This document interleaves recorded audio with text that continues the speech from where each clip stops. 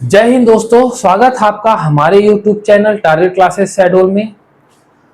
आज हम पढ़ेंगे एक ऐसे शख्सियत के बारे में जिसे दुश्मन भी झुककर सलाम करते थे। इतिहास के पन्नों में कई राजा हुए, लेकिन एक नाम ऐसा है जिसने जंगलों में रहना मंजूर किया, घास की रोटियां खाना मंजूर किया, लेकिन अकबर की गुलामी कभी मंजूर नहीं की। ये कहानी है उस वीर की जिसके साथ उसका घोड़ा चेतक भी आखिरी सांस तक लड़ता रहा। ये कहानी है मेवाड़ की आन बान और शान महाराणा प्रताप की। हल्दी घाटी का वो युद्ध, अकबर की सबसे बड़ी चुनौती, महाराणा प्रताप के जीवन के वो रहस्य और अनसुनी बातें जो शायद आपने आज तक नहीं सुनी होगी।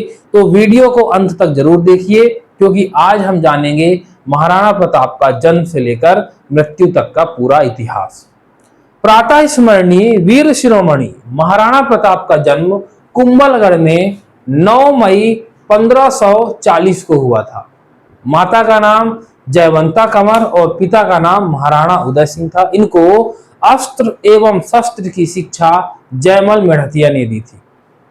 बचपन से ही ये देशभक्त थे, अपने कुल की मान मर्यादा पर गौरव करते थे, किसी कीमत पर मेवाड़ पर दाग नहीं लगने देना चाहते थे। बचपन में महाराणा प्रताप तीक्ष्ण बुद्धि, चंचल एवं तेज दिमाग के थे।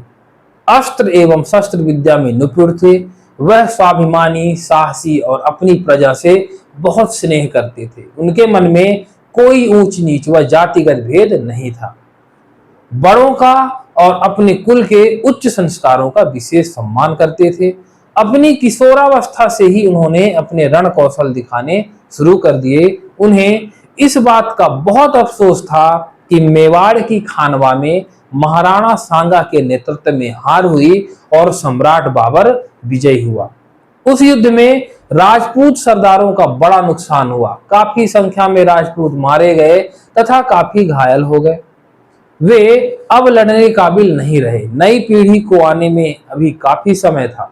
इसी बीच अकबर ने 1568 में चित्तौड़ पर आक्रमण कर दिया।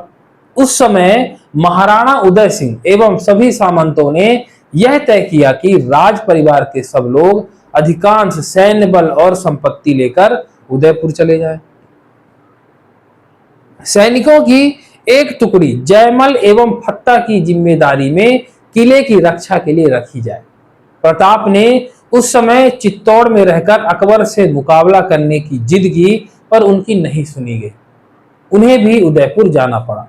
1559 में ही राजधानी चित्तौड़ से उदयपुर शिफ्ट कर दी गई।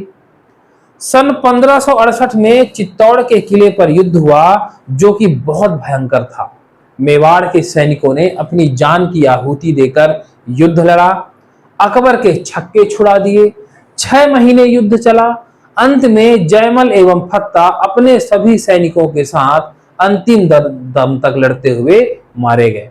किले में उपलब्ध रानियों ने जौहर किया। यह चित्तौड़ के किले का अंतिम जौहर था। जब अकबर किले पर पहुंचा तो उसे कुछ नहीं मिला सिवाय राख, नरमुंड, चील, कौवे, कुत्ते को छोड़कर। वह बहुत निराश हुआ और उसने अपनी विशाल सेना को आसपास के इलाके में लूटपाट की इजाजत दी। इस लूटमार का नतीजा यह हुआ कि निर्दोष लोगों पर अकबर की सेना टूट पड़ी। कई घर, खेत, खलिहान उजड़ गए। खूब लूटमार हुई। महिलाओं के साथ जमकर बदसलूकी हुई और 30,000 लोग मारे गए। इस घटना से महाराणा प्रताप को बहुत दुख पहुंचा। उन्होंने मन में ठान लिया कि अकबर को इस अत्याचार की कीमत चुकानी पड़ेगी। 1572 में महाराणा उदय सिंह का देहांत हो गया। मामूली औपचारिकता के साथ महाराणा प्रताप का राज तिलक हुआ और वह गद्दी पर बैठे। समय और परिस्थितियां बिल्कुल विपरीत थी। संसाधनों की भारी कमी थी। राजपूत योद्धा लगभग खत्म हो चुके थे। खानवा एवं चित्तौड़ के युद्ध के बाद लगभग सभी छोटे मोटे ठिकानेदार एवं जागीरदार, राजे, महाराजे सब अकबर की अधीनता स्वीकार कर उसकी सेना में शामिल हो गए थे। अपनी बहु बेटियों भी अकबर को दे दी थी, जो सभी नौरोज में भेजी गई। अच्छा, एक बात और है, हम आज जानेंगे नौरोज है क्या। तो नौरोज ईरानी प्रथा के अनुसार एक उत्सव होता था। प्रत्येक वर्ष के प्रारंभ के 1 फरवरी दिन से 19 दिन तक मनाया जाता था। यह उत्सव अकबर ने ही अपने राज्य में प्रचलित किया था। दीवाने आम में एक 60 कदम लंबा और 40 कदम चौड़ा सामियाना खड़ा किया जाता था, जिसके दरवाजे आदि सोने और चांदी के जरदोजी वस्त्रों, सुनहरी कलशों, मोतियों की मालाओं, पुर्तगाली बनातों, रूमी मखमलों, जरी और काम वाले बनारसी वस्त्रों और काम खबरों से सजाए जाते थे। कश्मीरी सालें लटकाई जाती थी। फर्श पर ईरान और तुर्किस्तान की कालीनें बिछाई जाती थी। यूरोप और चीन के रंग बिरंगे पर्दे लटकाए जाते थे। भीतर सुंदर सुंदर और अद्भुत चित्र, विलक्षण दर्पण, शीशे और बिल्लौर के कमल, कंदीले, झाड़, फानूस, कुमकुम, रंग बिरंगे कांच के छोटे बड़े गोले लटकाए जाते थे। सामियाने के आसपास आसमानी खेमे भी ताने जाते थे। शाही सामियाने के चारों ओर 5 एकड़ के घेरे में अमीर उमरा अपने अपने डेरों को बड़ी शानो शौकत व ठाट बाट से सजाते थे। खान खाना व खान आजम के डेरों में भारत तथा विदेशों के अनेक प्रकार के अस्त्र शस्त्र आदि का संग्रह रहता था। घड़ियां और घंटे बजते थे। ज्योतिष संबंधी यंत्र, गोल आकाशस्थ सितारों आदि के नक्शे और उनकी प्रत्यक्ष मूर्तियों में ग्रह और भिन्न भिन्न सौर जगत चक्कर मारते थे। भार उठाने वाली कलें अपना काम करती थी। तरह तरह के बाजे बजते थे। शाही मंडप में सोने और चांदी के काम वाली रत्न जड़ित गद्दे वाली कुर्सियां रखी जाती थी। बादशाह स्नान कर राजपूती ढंग की खिड़कीदार पगड़ी बांधकर चलता और ब्राह्मणों से टीका लगवाकर अपनी कुर्सी पर बैठता था। इन दिनों यह हर एक अमीर के डेरे में दर्शन देने जाता और अमीर अपनी शक्ति के अनुसार उसे भेंट देता, जिसके बदले में यह उन्हें पदई या जागीरें देता था। वह उस दिन तुलादान भी करता था। इस उत्सव में मीना बाजार भी लगाया जाता था, जहां सब अमीरे उमरायों की स्त्रियां आकर दुकानें लगाती थी और सौदा भी प्रायः जनाना रखा जाता था। इसमें सभी प्रकार के सामान, रेशम, रुमाल, टोपियां, मुर्गी, अंडे, घोड़े, कालीन, मेवे, अनाज, भूसा, बढ़ई और लोहारी के काम, तेल और मिट्टी के बर्तन आदि बिकने के लिए आते थे। सब दुकानों पर स्त्रियां ही बैठती थी। ख्वाजा सरा, याद रखिएगा, ख्वाजा सरा जो हिजड़े बनाए हुए पुरुष थे। कलमा कन्या, पहरा देने वाली स्त्रियां जो विवाह नहीं कर सकती थी, और उर्दू बेगानियां, बाजार से खरीदी गई स्त्रियां जो लड़ाई के वक्त अमीरों के लिए बेगमों का काम करती थी। अस्त्र शस्त्र धारण कर प्रबंध के लिए घोड़े दौड़ाती थी। पहरेदार भी स्त्रियां ही होती थी। मालियों के स्थान पर मालिनें ही बाग सजाती थी।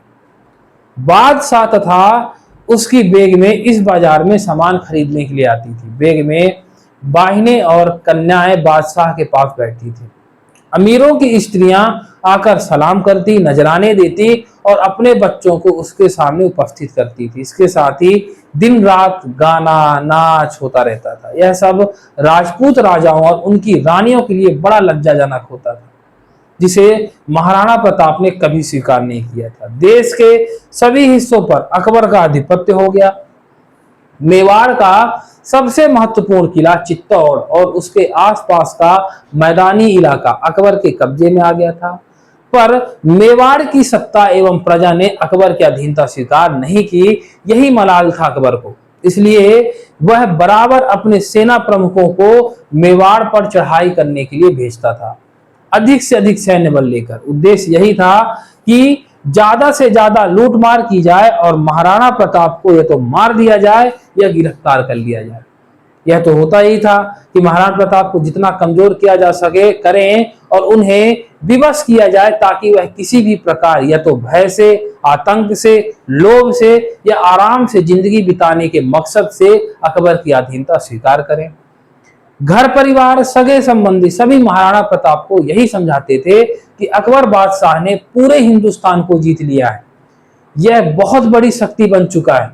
हम उससे कब तक लड़ेंगे? हमारे पास न साधन है, न धन है और न ही लड़ने के लिए सैनिक बचे हैं। पर महाराणा प्रताप अडिग थे।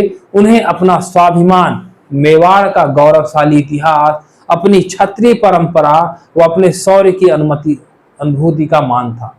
यह मेवाड़ को मुगलों के अधीन नहीं होने दे रही थी। बड़े मुश्किल हालात में मेवाड़ का शासन चल रहा था। उन्हीं दिनों गुजरात से लौटते हुए सवाई मान सिंह जयपुर, जो कि अकबर की सेना के महान सेनापतियों में से एक थे, बड़े पराक्रमी योद्धा थे। असल में अकबर ने आधा हिंदुस्तान मान सिंह के बलबूते पर ही जीता था। उदयपुर आए, महाराणा प्रताप से मिलने की इच्छा व्यक्त की। वह वैसे तो महाराणा प्रताप के मौसेरे भाई थे, बलवान थे, बराबर के योद्धा थे, अकबर के दरबार में बड़ा स्थान रखते थे। महाराणा प्रताप ने उनके ठहरने खाने का उचित प्रबंध उदयपुर के बाहर उदय सागर झील पर किया। इन्हें सम्मान पूर्वक बैठाया गया। महाराणा साहब ने इनकी भेंट हुई। मान सिंह ने प्रस्ताव रखा कि आप अकबर से संधि कर लीजिए और उन्हें हिंदुस्तान का बादशाह मान लीजिए, उनके दरबार में चलिए और आराम की जिंदगी व्यतीत कीजिए। महाराणा साहब ने यह प्रस्ताव स्वीकार नहीं किया। आपसी बातचीत में थोड़ा विवाद भी हो गया। महाराणा साहब को यह मलाल था कि मान सिंह ने अपनी बुआ की शादी अकबर से कर राजपूत वंश पर कलंक लगाया है, राजपूतों की मान मर्यादा को नीचा किया है तथा मुगलों की गुलामी कर कुल वंश की परंपरा का सत्यानाश किया है। मेवाड़ का स्वर्णिम इतिहास है। यहाँ मातृभूमि के लिए सर्वस्व निछावर करने एवं जीने मरने की परंपरा।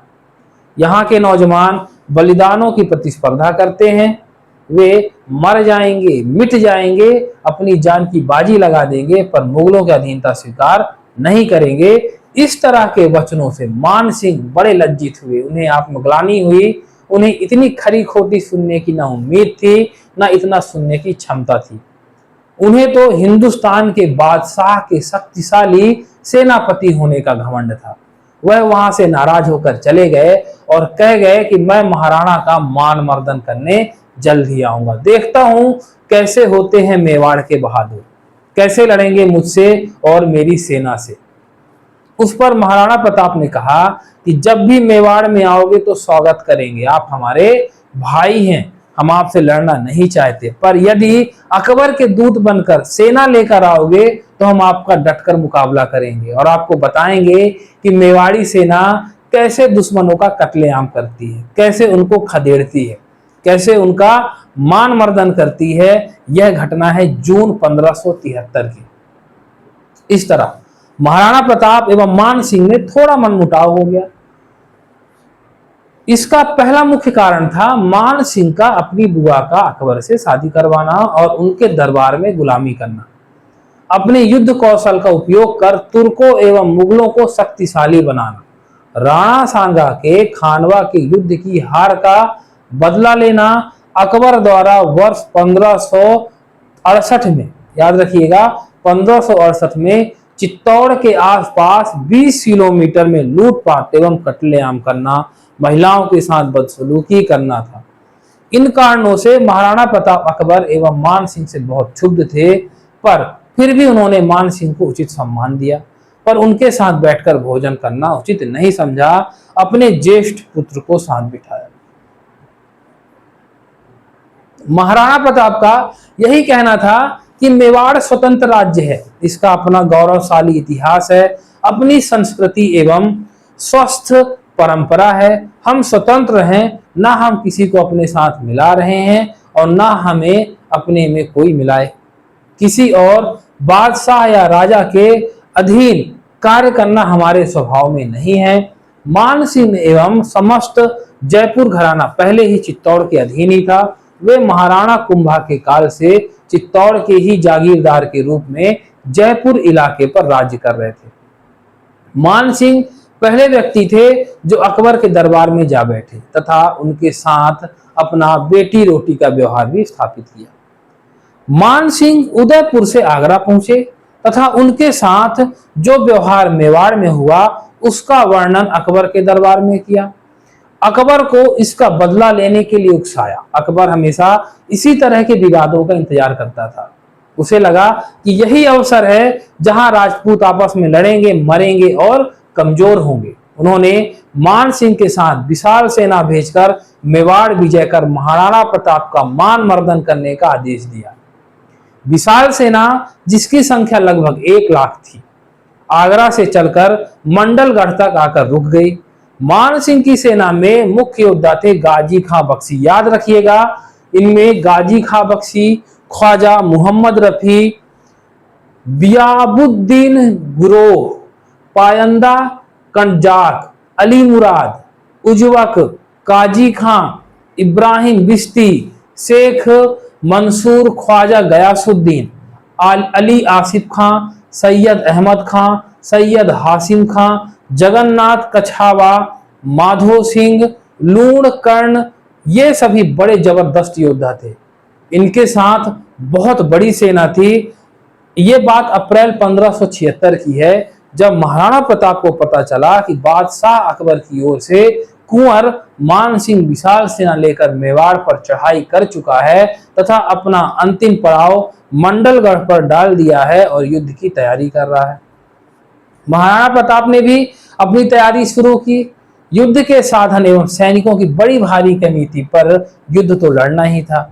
महाराणा कुंभलगढ़ से गोगुंदा आए और युद्ध की तैयारियां शुरू की। महाराणा की सेना में लगभग 20,000 सैनिक थे तथा मुख्य योद्धा थे स्वयं महाराणा प्रताप, हाकिम कांसूर, राम सिंह तंवर जो ग्वालियर के थे, और इनके 3 पुत्र शालिवाहन, भवानी सिंह और प्रताप सिंह।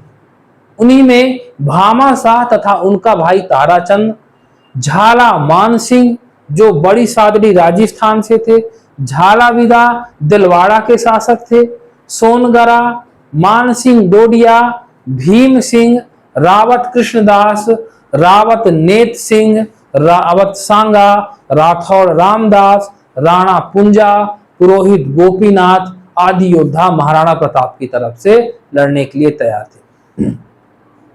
हल्दी घाटी के युद्ध शुरू होने से पूर्व 3 घटनाएं घटित हुई। पहला, युद्ध की तैयारी के दौरान कुंवर मान सिंह एक बार शिकार खेलने गए।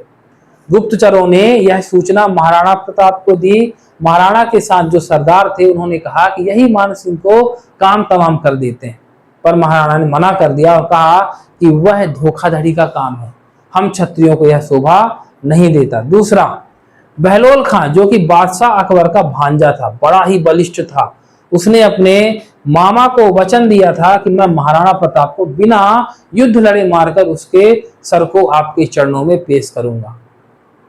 बहलोल खां इतना बलशाली था कि अपने बदन पर लोहे की जंजीर बांधकर 2 हाथियों से विपरीत दिशा में खिंचवाता था, पर वह एक कदम भी नहीं डगमगाता था। सोचिए, इतना बलशाली, इतना बलवान पुरुष था। उसने युद्ध की तैयारी के दौरान महाराणा प्रताप पर घात लगाकर झाड़ी के पीछे से हमला किया था।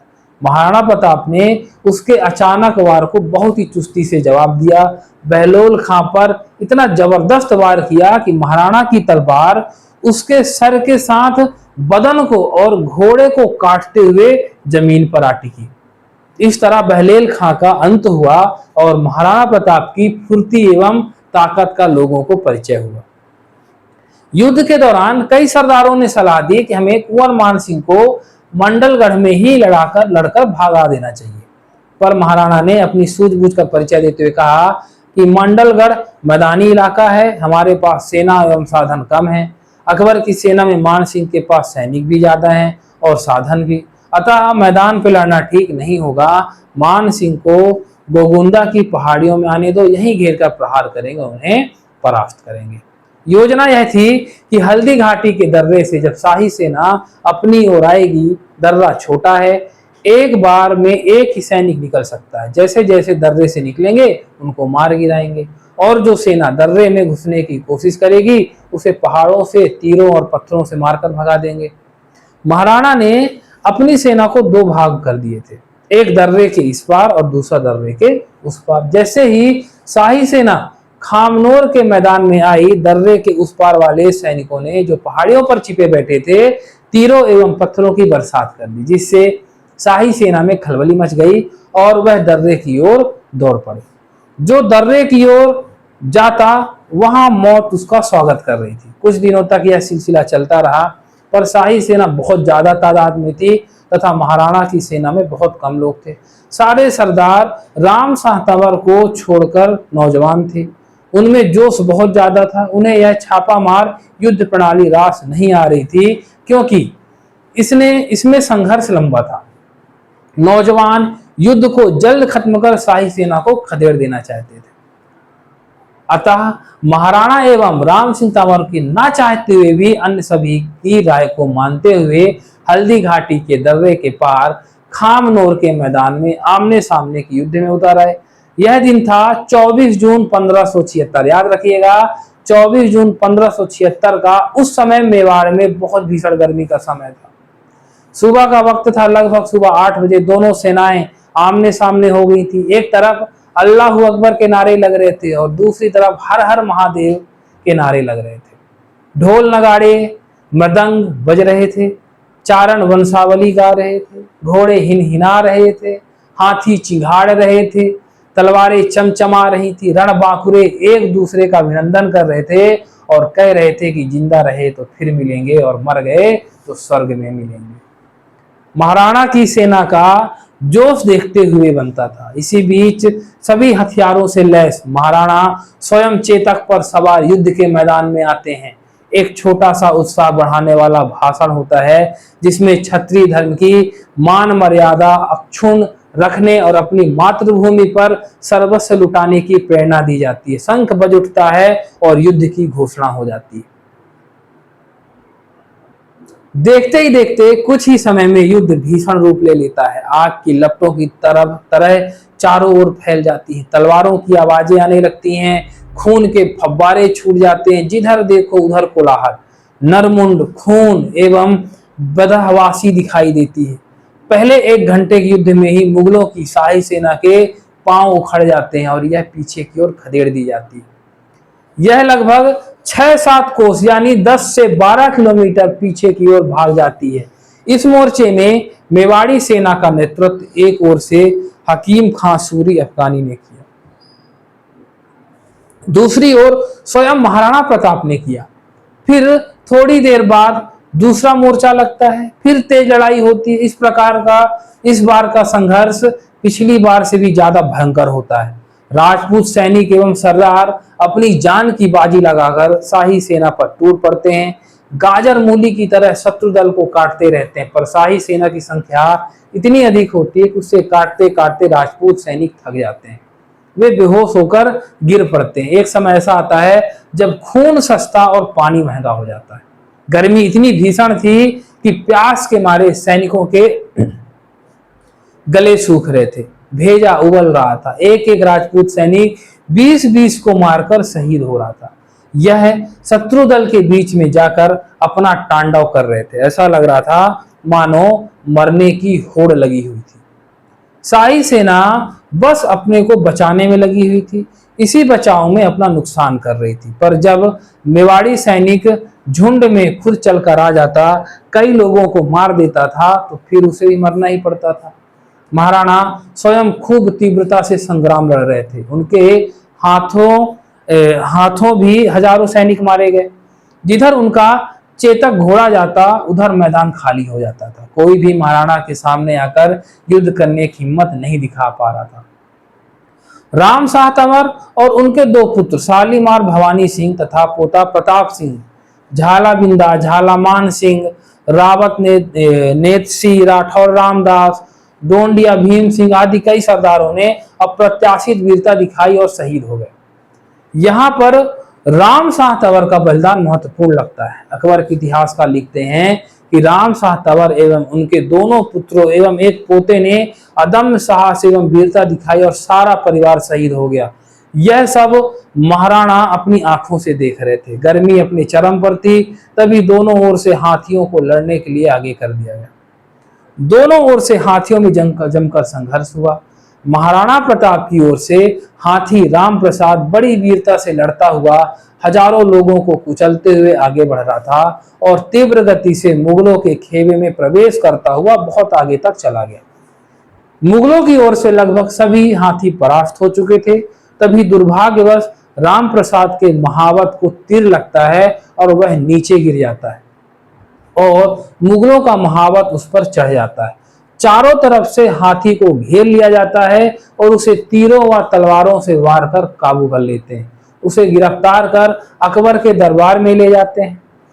यहाँ अकबर राम प्रसाद का नाम बदलकर पीर प्रसाद कर देता है। उसे हाथियों के बाड़े में रखा जाता है। उसे बहुत सारा खाना एवं पानी दिया गया, पर राम प्रसाद ने न खाया और न पानी पिया। 15 दिन बिना अन्न जल के रहा एवं अंत में अपने प्राण त्याग दिए।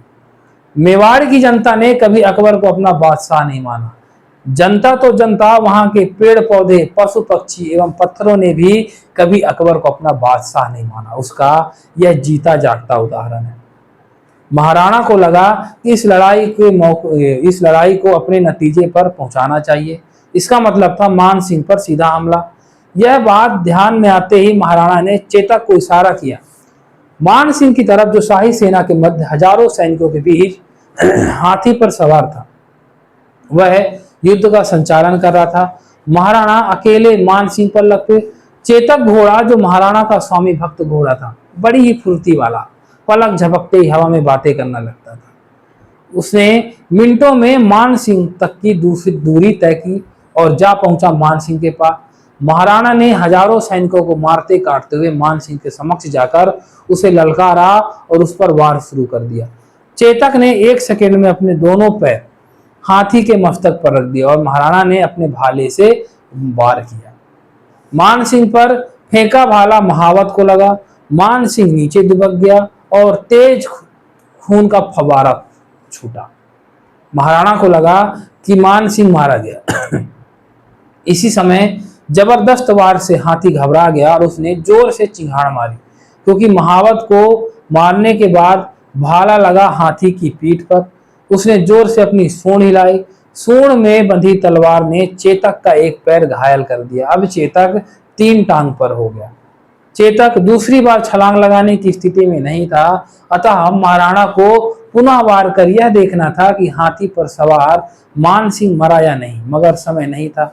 इसी बीच मान सिंह के हजारों सैनिकों ने महाराणा को घेर लिया और उन पर प्रहार शुरू कर दी। स्थिति बड़ी विचित्र एवं भयावह हो चुकी थी। हर ओर से महाराणा पर वार किया जा रहा था। महाराणा अपने खुद को बचाते हुए जबरदस्त प्रहार कर रहे थे, अरिदल को काटते जा रहे थे। इसी बीच झाला मान सिंह, बड़ी सादड़ी वाले एवं हाकिम खासूर को पता लगता है कि महाराणा हजारों सैनिकों में घिर चुके हैं। वे उस ओर दौड़ते हैं और मार काट शुरू करते हैं। सबको लगता है कि अंत आ गया है। वे इतनी विशाल सेना को काटते काटते थक जाते हैं, लहूलुहान हो जाते हैं। आंखों के आगे अंधेरा छाने लगता है, प्यास से गला सूख जाता है, फिर भी मारकाट चलती रहती है। झाला मान सिंह एवं हाकिम खासूर को लगता है कि महाराणा को इस भंवर से निकाला जाए। ये एकदम महाराणा के इर्द गिर्द आ जाते हैं। महाराणा को अनुरोध करते हैं कि आप यहाँ से निकलो, आपको भी बहुत युद्ध करने हैं। वे समझा बुझाकर, अनुनय विनय कर महाराणा को वहां से निकाल देते एवं स्वयं शहीद हो जाते हैं। यहाँ पर यह सोचने पर मजबूर होना पड़ता है कि इतिहास अपना काम करता है। ईश्वर को जो करवाना होता है, ये करवा कर रहता है। कुछ पल पूर्व यह लग रहा था कि महाराणा युद्ध का अंत करेंगे, मान सिंह मारा जाएगा, कुछ पल में पासा पलट जाएगा। महाराणा को अपनी जान बचाना मुश्किल हो जाता है। उन्हें अपने सरदारों की सलाह पर मेवाड़ की रक्षा के लिए ना चाहते हुए भी युद्ध से हटना पड़ता है। ऐसे स्वामी भक्त सरदार अब कहाँ मिलेंगे, जो अपनी जान की बाजी लगाकर हजारों सैनिकों की भीड़ में घुसते हैं और अपनी जान देकर महाराणा को बचाते हैं। धन्य हो ऐसे स्वामी भक्त जो याद दिलाते हैं पन्ना धाय की, झाला मन्ना की, जयमल फत्ता की, गोरा बादल एवं ऐसे असंख्य रणबांकुरों की, जिन्होंने अपने प्राण त्याग कर मेवाड़ का मान बढ़ाया। झाला मन्ना एवं महाराणा प्रताप हम सकल थे। कद काठी भी एक सी थी, पहनावा भी एक जैसा था। महाराणा से जाते हुए उन्होंने उनका छतर, सिर पर पहनने वाला टोपा मांग लिया था। उसे पहनकर वे महाराणा की तरह ही युद्ध कर रहे थे। उन्होंने बड़ा पराक्रम दिखाया और अंत में मारे गए। उनके मरते ही शाही सेना को लगा कि महाराणा मारे जा चुके हैं। युद्ध समाप्त हो गया। तेज आंधी आने लगी और कुछ समय बाद बहुत तेज बारिश भी शुरू हो गई, जिससे युद्ध का मैदान, जो कि बनास नदी के किनारे था, पानी से लबालब भर गया। खून की वजह से सारा पानी लाल हो गया। उसने एक रक्त तालाब का रूप ले लिया, जिसमें कई नरमुंड तैरने लगे। इस तरह समाप्त हुआ हल्दी घाटी का युद्ध। इधर महाराणा का घायल चेतक जंगल में इनको लिए जा रहा था। रास्ते में एक 27 फीट चौड़ा नाला आया। चेतक ने हिम्मत कर उसे लांघ लिया, पर नाला पार करते ही गिर गया और वहीं अपने प्राण त्याग दिए। स्वामी भक्त चेतक ने महाराणा को सुरक्षित स्थान पर ले जाकर अपने प्राण त्यागे। महाराणा चेतक के जाने से बहुत दुखी हुए। उन्होंने चेतक को अश्रुपूर्ण विदाई दी। आज भी बलिया में चेतक की समाधि बनी हुई है। यहीं पर एक वृत्तांत और आता है कि जब महाराणा स्वयं घायल अवस्था में, चेतक भी घायल अवस्था में, दोनों युद्ध भूमि से निकल रहे थे, तभी दो खुरसानी सैनिक महाराणा प्रताप के पीछे लग गए। उसी समय शक्ति सिंह, महाराणा प्रताप के छोटे भाई, वहां पहुंचते हैं और एक ही बार में उन दोनों सैनिकों को मार गिराते हैं और महाराणा को आवाज देते हैं। महाराणा उस वक्त बहुत निराश एवं हताश होते हैं। चेतक मरणासन्न होता है। महाराणा चेतक को श्रद्धांजलि देते हैं, खुद बिलख बिलख कर रोने लग जाते हैं। शक्ति सिंह भी रोने लग जाते हैं। वहां दोनों भाइयों का भरत मिलाप होता है। तब से शक्ति सिंह पुनः महाराणा के साथ हो जाते हैं। शक्ति सिंह के वंशज भविष्य में शक्तावत कहलाए और महाराणा के वंशज राणावत कहलाए। याद रखिएगा, शक्ति सिंह के जो वंशज हैं वो शक्तावत और महाराणा के राणावत। लड़ाई के दूसरे दिन दोनों सेनाओं में कोई लड़ने को नहीं आया, ना किसी ने अपनी जीत का ऐलान किया। शाही सेना भय एवं आतंक से घबराई हुई थी। उन्हें हर वक्त यह डर सता रहा था कि महाराणा किसी भी वक्त आकर हम पर हमला कर सकता है। उनके पास भोजन सामग्री भी खत्म हो गई थी। पशुओं का मांस एवं पेड़ों पर लगे आम खाकर गुजारा कर रहे थे। इससे अधिकांश सैनिक बीमार पड़ गए और सभी कुछ समय बाद मान सिंह के साथ खाली हाथ वापस आगरा लौट गए। इतिहास में कहीं एक जगह यह लिखा गया कि हल्दी घाटी में महाराणा प्रताप की हार हुई, पर यदि सारे घटनाक्रम को गहराई से देखा जाए तो पता चलेगा कि यह एक शाही सेना एवं महाराणा की सेना के बीच 4 घंटे का संक्षिप्त संघर्ष बिना रिजल्ट का रहा, जिसमें महाराणा का पलड़ा भारी रहा और शाही सेना भयभीत थी। मेवाड़ के महाराणा, उनके सरदार एवं समाज में किसी ने भी अपनी हार नहीं मानी। यह तो अकबर एवं महाराणा प्रताप के बीच के लंबे संघर्ष की शुरुआत मात्र थी। जब मान सिंह अकबर के दरबार में पहुंचा तो अकबर ने मान सिंह से नाराजगी जाहिर की तथा कुछ समय के लिए ड्योढ़ी बंद करवा दी। इससे यह सिद्ध होता है कि हल्दी घाटी के परिणामों से अकबर खुश नहीं था। 13 अक्टूबर 1976 को अकबर स्वयं अपनी विशाल सेना के साथ गोगुंदा आया, जिससे कि महाराणा प्रताप को या तो अपने अधीन कर सके या फिर पूरी तरह से खत्म कर दे। 6 महीने तक मेवाड़ की पहाड़ियों में चक्कर लगाता रहा। कई मोर्चों पर संघर्ष हुए, पर न तो महाराणा को हरा सके, न गिरफ्तार कर सके और न ही मार सके।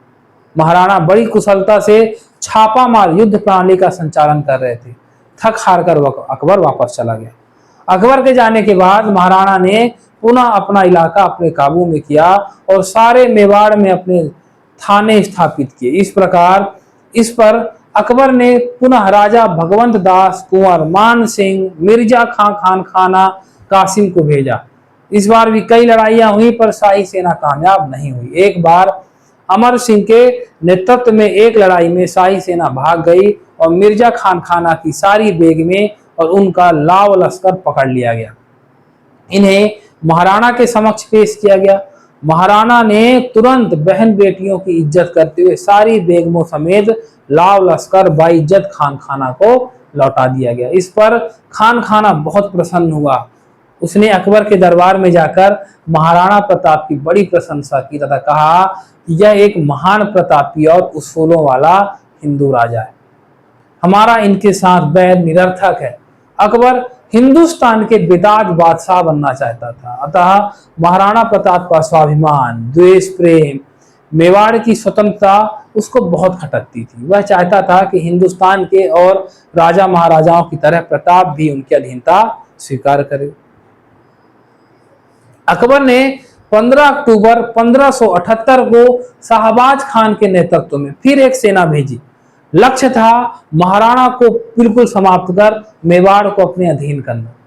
कुंभलगढ़ के किले में भयंकर युद्ध हुआ, पर न महाराणा हारे न पकड़ में आए। लगभग 6 महीने तक शाहबाज खान एवं उनके साथी भटकते रहे, पर कुछ हाथ न लगा और अंत में थक हार कर वापस लौट गए। महाराणा लड़ते हुए चावंड चले गए और चावंड में अपना निवास स्थान बनाया। यही चावंड माता का छोटा सा मंदिर भी बनवाया। तो यहाँ पर चावंड माता का उन्होंने मंदिर बनवाया। इन्हीं दिनों भामा शाह ने मालवा विजय कर महाराणा को 25 लाख रुपए, याद रखिएगा 25 लाख रुपए के चांदी के कलदार एवं 20,000 सोने के सर्पियां, आज के जमाने के हिसाब से ये कई लाख करोड़ रुपया था, चूलिया ग्राम में महाराणा को भेंट की, जो कि अपने आप में अप्रत्याशित घटना थी। इसी धन से महाराणा में नई ताकत आई और फिर अकबर से लड़ने को तैयार हुए। थोड़े ही दिनों के बाद दिवेर के शाही थाने पर आक्रमण किया गया। इसका नेतृत्व अमर सिंह महाराणा के ज्येष्ठ पुत्र ने किया। इस युद्ध में मुगल थानेदार सुल्तान खां पर बर्छी से ऐसा वार किया गया कि यहाँ सुल्तान खां के आर पार हो गया। सुल्तान खां वहीं मारा गया। उसके बदन में बर्छी फंस गई, जिसे कोई नहीं निकाल पा रहा था। फिर अमर सिंह खुद आए और उन्होंने उस बर्छी को निकाला। दिवेर की विजय बड़ी शुभ थी। इसके बाद महाराणा ने पीछे मुड़कर नहीं देखा, लगातार एक के बाद एक किले विजय करते रहे।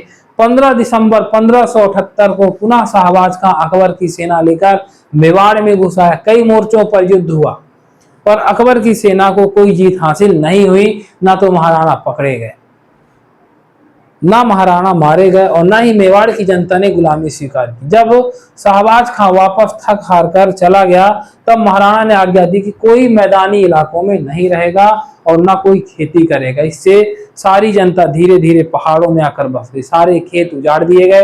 देखते ही देखते खेत जंगलों में परिवर्तित हो गया। इससे सूरत से आगरा दिल्ली का रास्ता बंद हो गया और वहां का व्यापार भी पूरी तरह से बंद हो गया। इससे बादशाह को बड़ा भारी नुकसान हुआ। संपूर्ण भारत में अकबर काल में राजपूत राजा लगभग सभी ने अकबर की अधीनता स्वीकार कर ली थी। महाराणा प्रताप ही एकमात्र ऐसे राजा थे जो मेवाड़ के स्वामी थे और मुसीबत एवं तकलीफ झेलते रहे, पर कभी अकबर की अधीनता स्वीकार नहीं की। इस पर एक प्रसंग भी आता है कि बीकानेर के राजा राय सिंह के छोटे भाई पृथ्वीराज से बादशाह अकबर ने यह कहा कि अब तो प्रताप भी हमें बादशाह स्वीकार करता है और हमें सलाम करता है। इस बार पृथ्वीराज ने कहा कि हुजूर विश्वास नहीं होता, आप कहें तो पत्र लिखकर पूछ लेते हैं। अकबर ने कहा हाँ, ऐसा कर लिया जाए। पत्र लिखा गया। इस पर जो सवाल जवाब हुए ये बड़े मार्मिक एवं प्रेरणादायक है। इसका सुंदर चित्रण आज की भाषा में कन्हैयालाल सेठिया ने पाथल एवं पीथल नाम की कविता में किया है। वार्तालाप का सार यही था कि प्रताप अडिग है, जब तक जिंदा है लड़ता रहेगा, किसी भी कीमत पर मेवाड़ को मुगलों के अधीन नहीं होने देगा और वह स्वयं कभी अकबर की अधीनता स्वीकार नहीं करेगा। प्रताप की निर्भीकता, अडिगता, स्वाभिमान एवं दृढ़ इच्छा शक्ति, संघर्ष झेलने के जज्बे को संपूर्ण हिंदू समाज आज भी इज्जत देता है और उन्हें अपना सिरमौर मानता है। महाराणा जीवंत पर्यंत पहाड़ों में ही रहे। हल्दी घाटी युद्ध के बाद छापामार युद्ध प्रणाली का सहारा लिया। मुगल सेना पर उचित मौका देखकर घात लगाकर हमला करते और भगा देते। मेवाड़ का पूरा 90 मील लंबा एवं 70 मील चौड़ा पहाड़ी हिस्सा, जो कि कुंभलगढ़ से लगकर दक्षिण ऋषभदेव तक एवं देवारी से लेकर सिरोही तक, इसके अलावा 56 से लेकर भिंडर, सलुम्बर, कनोट, बांसी, धरियावद एवं बड़ी साजड़ी सीता माता का पूरा जंगली इलाका भी महाराणा प्रताप के पास था। इसी विशाल जंगली एवं पहाड़ी क्षेत्र में महाराणा स्थान बदल बदल कर रहा करते थे और अपनी सैन्य तैयारी एवं प्रशासन का काम करते थे। संघर्ष बहुत किया, अभाव भी बहुत देखा, पर भुखमरी जैसी नौबत कभी नहीं आई, क्योंकि सारी जनता साथ थी तथा सबसे ज्यादा समर्पण यहाँ के भील एवं मीणा जनजाति महाराणा की सेवा में लगी हुई थी। याद रखिएगा, भीलों ने महाराणा प्रताप का बहुत साथ दिया। किसी तरह की समस्या नहीं थी, बस हर वक्त जान हथेली पर लेकर रहना पड़ता था। छोटी छोटी लड़ाइयां आम थी, पर जब जब बादशाह की सेना चढ़ाई करती तब लड़ाइयां बड़ी होती थी, पर एक बार भी बादशाह की सेना संपूर्ण रूप से मेवाड़ को विजय नहीं कर सकी और ना महाराणा को परास्त कर अपने अधीन कर सकी या मार सकी। अंतिम चढ़ाई महाराणा पर जगन्नाथ कच्छावा के नेतृत्व में 6 दिसंबर 1584 की हुई। 2 वर्ष तक यह सैन्य अभियान चला पर कोई सफलता न हुई। अंत में 1586 में यह अभियान खत्म हुआ। शाही सेना वापस लौट गई। सन 1586 में ही महाराणा ने चित्तौड़ और मांडलगढ़ के किले को छोड़कर सारा मेवाड़ अपने कब्जे में कर लिया। 1576 से 1586 तक का कार्यकाल युद्ध का कार्यकाल रहा। वर्ष 1586 से 1597 तक महाराणा प्रताप ने चावंड में अपनी राजधानी बनाई तथा अपना शासन चलाया। इन 11 वर्षों में महाराणा ने अपने राज्य को व्यवस्था ठीक की, अपने सभी सरदारों का उचित सम्मान किया, उन्हें जागीरें बख्शी, अपने कुल के गौरव में मंदिर आदि बनवाए, उदयपुर को ठीक से बसाया, संगीत, कला, संस्कृति, इतिहास आदि का लेखन करवाया और अपनी प्रजा को खुश किया, पर अपना जीवन सादगीपूर्ण रखा। पुत्र अमर सिंह के पुत्र कर्ण सिंह के जन्म पर बहुत खुशियां मनाई गईं। 1597 में महाराणा प्रताप शेर के शिकार के वक्त धनुष की प्रत्यंचा चढ़ाते हुए धनुष हाथ से फिसलकर धनुष की लकड़ी पेट में लग गई, जिससे वह घायल हो गए और बीमार रहने लगे। घाव गहरा होता गया और उस पर कोई इलाज नहीं लगा। बहुत दर्द रहने लगा। कुछ दिनों के लिए बहुत परेशान रहे। दर्द के मारे असहनीय पीड़ा हो रही थी, पर प्राण नहीं निकल रहे थे। सभी सरदार उनके निकट थे। सलुम्बर के राव साहब, जो बहुत निकट थे, ने पूछा कि आप क्यों परेशान हैं, प्राण क्यों नहीं छोड़ रहे? तो उन्होंने कहा, मुझे अमर सिंह पर थोड़ा कम विश्वास है, वह थोड़ा आराम पसंद है। आप विश्वास दिलाइए कि आप सब लोग मेवाड़ की आन बान शान एवं मर्यादा का पालन करेंगे, अपने कुल का मान कभी कम नहीं होने देंगे। इस पर सभी सरदारों ने अमर सिंह समेत प्रतिज्ञा की। तब महाराणा को संतोष हुआ और तत्क्षण तुरंत वहां पर प्राण त्याग दिए। यह दिन था 19 जनवरी 1597। चावंड के 1.5 मील दूर बड़ोसी गांव के निकट बहने वाले नाले के किनारे उनका दाह संस्कार हुआ। यहाँ पर एक 8 खंभों वाली छोटी छतरी का निर्माण हुआ। हम सबको यहाँ जाकर दर्शन जरूर करना चाहिए। महाराणा के स्वर्गवास की सूचना जब अकबर को मिली तो वह खुश होने के बजाय उदास हुआ। उसकी उदासी देखकर एक चारण ने एक दोहा पढ़ा। उसका आशय यह था कि हे गुहिलोत राणा प्रताप सिंह, तेरी मृत्यु पर बादशाह ने दांतों तले अंगुली दबाई और निश्वास के साथ आंसू टपकाए, क्योंकि तूने अपने घोड़ों को दाग नहीं लगने दिया, अपनी पगड़ी को किसी के सामने झुकने नहीं दिया। तेरा यश अमर हो गया। तू अपने राज्य को बाएं कंधे से चलाता रहा। नौरोज में कभी ना बादशाह के डेरे में गया, न कभी झरोखों के नीचे खड़ा रहा। तेरा रौब दुनिया पर काबिज था, अतः तू सब तरीके से जीत गया। यह सुनकर दरबारियों ने सोचा बादशाह क्रोधित होगा और चारण को सजा देगा, पर बादशाह ने उसे इनाम दिया और कहा कि कवि ने मेरे मन की बात कह दी। महाराणा के 11 रानियां थीं और 17 पुत्र थे। अकबर काल से आज तक महाराणा के शासन में कोई कमी नहीं हुई, यशगान में कोई कमी नहीं हुई। अकबर काल में भी अकबर के सामने कई बार चारणों ने महाराणा के यशगान गाए, जिन्हें अपनी जान की परवाह नहीं थी। संपूर्ण राजपूत समाज चाहे अकबर के अधीनता स्वीकार कर चुका था और समय समय पर अकबर के लिए लड़ता भी था। मान सिंह, जिसके बूते आधा भारत अकबर ने विजय किया, पर राजपूतों में स्वाभाविक नेता एवं सम्माननीय महाराणा प्रताप ही थे और सभी राजपूत उन्हीं पर गर्व करते थे। प्रातः स्मरणीय हिंदूपति और शिरोमणि महाराणा प्रताप सिंह का नाम राजपूताने के इतिहास में सबसे अधिक महत्वपूर्ण और गौरवास्पद है। राजपूताने के इतिहास को इतना उज्जवल और गौरवपूर्ण बनाने का श्रेय इन्हीं को जाता है। वे स्वदेशाभिमानी, स्वतंत्रता के पुजारी, रणकुशल, स्वार्थ त्यागी, नीतिज्ञ, धर्म प्रतिज्ञ, सच्चे वीर और उदार क्षत्रिय तथा कवि थे। उनका आदर्श था कि बप्पा रावल का वंशज किसी के आगे सिर नहीं झुकाएगा। स्वदेश प्रेम, स्वतंत्रता और स्वदेशाभिमानी उनके मूल मंत्र थे। उनको अपने पूर्वजों के गौरव पर गर्व था। वह कहा करते थे कि यदि महाराणा सांगा और मेरे बीच कोई और ना होता तो चित्तौड़ कभी मुसलमानों के हाथ ना जाता। वह ऐसे समय मेवाड़ की गद्दी पर बैठे जब उनकी राजधानी चित्तौड़ और प्रायः सारी समतल भूमि पर मुसलमानों का अधिकार हो गया था। मेवाड़ के बड़े बड़े सरदार भी पहले की लड़ाइयों में मारे जा चुके थे। ऐसी स्थिति में उनके विरुद्ध बादशाह अकबर ने उनको विध्वंस करने के लिए अपने संपूर्ण साम्राज्य का बुद्धिबल, बाहुबल, धनबल लगा दिया था। बहुत से राजपूत राजा भी अकबर के सहायक बने हुए थे।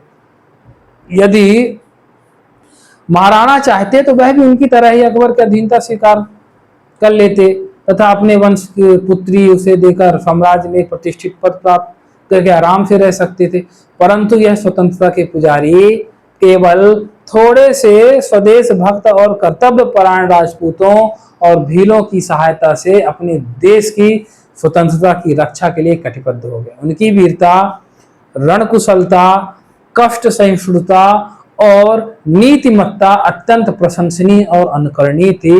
इन्हीं गुणों के कारण यह अकबर को, जो उस समय संसार का सबसे शक्तिशाली तथा ऐश्वर्य संपन्न सम्राट था, अपने छोटे से राज्य के बल पर वर्षों तक हैरान करते रहे, फिर भी अधीन न हुए।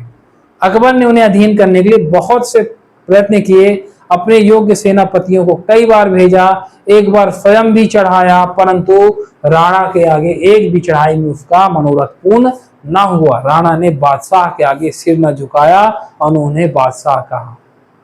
उन्होंने मेवाड़ के उपजाऊ प्रदेश को उजाड़ दिया, खेती नष्ट करवा दी और शाही फौज की रसद तथा व्यापार का मार्ग रोककर नीतिज्ञता का परिचय दिया। यह केवल वीर और रणकुशल ही नहीं, धर्म को समझने वाले सच्चे क्षत्रिय थे। केवल शिकार के लिए सिपाहियों के साथ आए हुए मान सिंह पर धोखे व छल से हमला न कर और अमर सिंह द्वारा पकड़ी गई बेगमों को सम्मान पूर्वक लौटाकर उन्होंने अपने विशाल सहृदयता का परिचय दिया। प्रलोभन देकर राजपूत राजाओं और सरदारों को सेवक बनाने वाली अकबर की कूटनीति का यदि कोई उत्तर देने वाला था तो वो महाराणा प्रताप ही थे। महाराणा प्रताप के विषय में कर्नल टॉड का कथन है कि अकबर की उच्च महत्वाकांक्षा, शासन निपुणता और असीम साधन, ये सब बातें दृढ़चित महाराणा प्रताप की अदम्य वीरता, कीर्ति को उज्जवल रखने वाला दृढ़ साहस और किसी अन्य जाति में न पाए जाए। ऐसे निष्कपट अध्यवसाय को दबाने में पर्याप्त न थी। आल्पस पर्वत के समान अरावली में कोई भी ऐसी घाटी नहीं जो प्रताप के किसी न किसी वीर पराक्रम, उज्जवल विजय या उससे अधिक कीर्ति युक्त पराजय से पवित्र न हुई हो। हल्दी घाटी मेवाड़ की धर्मोपिली और दिबेर मेवाड़ का मैराथन है। वीर श्रेष्ठ महाराणा के कार्य आज भी मेवाड़ की एक एक पुस्तक एवं साहित्य में वर्तमान समय में जान पड़ते हैं। आज भी उनके वीर कार्यों की कथाएं और गीत प्रत्येक मेवाड़ी के हृदय में उत्तेजना पैदा करते हैं। महाराणा का नाम न केवल राजपुताने वरन संपूर्ण भारतवर्ष में अत्यंत आदर और श्रद्धा से लिया जाता है। अंग्रेजी तथा भारतवर्ष की प्रायः सभी भाषाओं में प्रताप के वीरत्व और यशोगान के अनेक ग्रंथ बन चुके हैं और बनते जा रहे हैं। भारत के विभिन्न भिन्न विभागों में महाराणा की जयंती भी मनाई जाने लगी है। जब तक संसार में वीरों की पूजा रहेगी तब तक महाराणा का उज्जवल और अमर नाम लोगों की स्वतंत्रता और देशाभिमान का पाठ पढ़ाता रहेगा। भारत के स्वतंत्रता आंदोलन में महाराणा प्रताप, छत्रपति शिवाजी एवं गुरु गोविंद सिंह से प्रेरणा लेकर कई स्वतंत्रता सेनानियों ने अपने प्राण हंसते हंसते गंवा दिए।